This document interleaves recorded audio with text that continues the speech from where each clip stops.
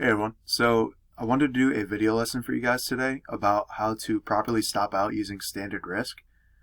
We had a really great example today on the SPY. We did have some members stop out on this, and I just wanted to give some clarification on how to properly look for that confirmation, because I know that there's some confusion on it. So we'll scroll into this today. So this was actually a perfect setup out the gate. It opened up right in the middle, so we were looking for either a dip into this pre-market support or a quick pop into this 315.56 area. You can see, looking back on the daily, that was yesterday's open, the lows, the highs, and then we also had some resistance up in this area. So this was an ideal trick trade setup. Now I'll kind of outline what my trade was, and then we can go based off of that, and then we'll go into exactly how we should have stopped out if it came down to that. So I was really patient with this. It was kind of grinding up. It was really riding that 9 EMA, and I was thinking about it right here. Didn't quite take it, but once we got this giant squeeze candle right into that level, this is where I started in. And then I grabbed an add right at the top of standard risk there. Now you can see that there was kind of a battle going on here. So it was still riding that 9 EMA, but you can see these upper wicks. It looked like it was getting ready to roll over.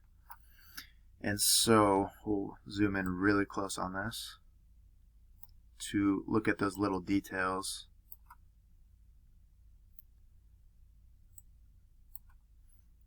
So you can see how this candle, it did technically break standard risk, but what we're looking for, I'll draw it out so you guys can get a visual.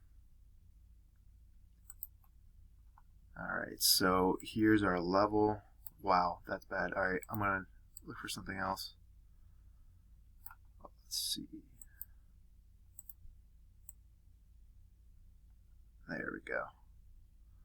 Draw two examples, one example to stop out on and one not to stop out on.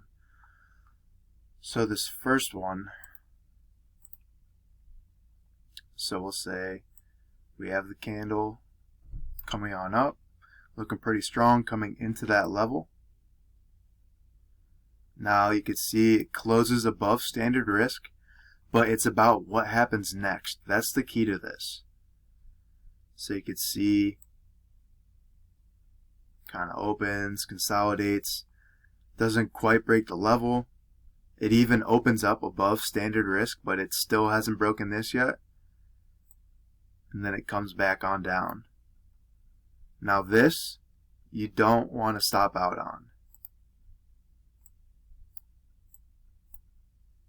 Now we'll look at an example of how we should stop out. I'm just going to keep those candles as they are. So we're coming on up.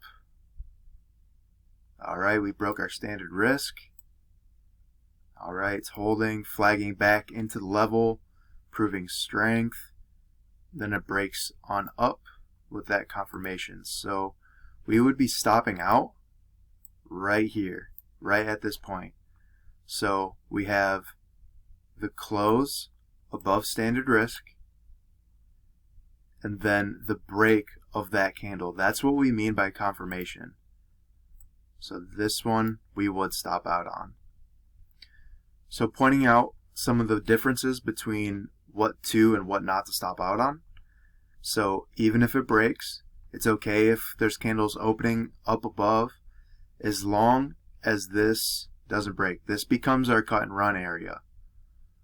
So even if I'm going to pull back up on the SPY example, you could screenshot this. I have a little bit better drawn out version. Feel free to hit me up.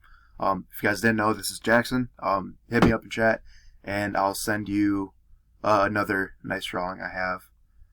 But we'll go back into the charts. So real quickly, burn this in your head. And now look at this.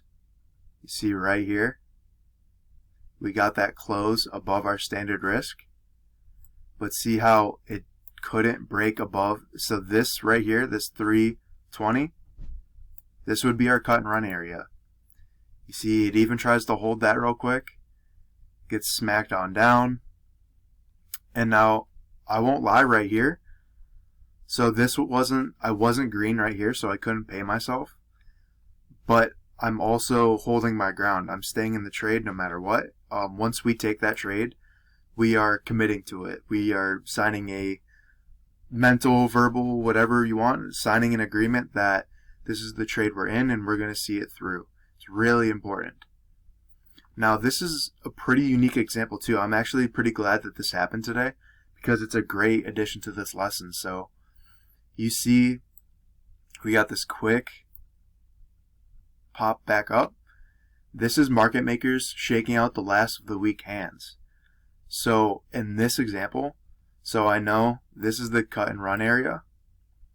A lot of this comes with screen time too. After seeing this happen so often, you kind of begin to see the market makers games and you just hold your ground. This was actually a pretty good opportunity to add. I didn't personally add because I was at the size I was comfortable with, but we need to see this, the scariest moment, as opportunity.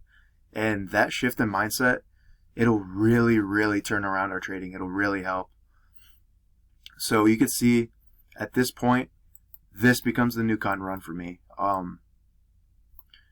When it comes to an example like this, if it doesn't break within the next few candles, so like if it just kind of consolidated at this level and then broke up, I would stop out. But since it pulled back and just the one candle broke above on this kind of odd price action, kind of inorganic, that's not going to take me out of the trade. I want to see if what happens next. Like I said before, if this breaks, I'll get out.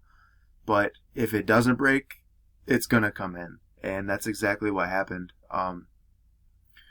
Real quick, I'll show you guys where I paid myself. So I was in this on 3 contracts.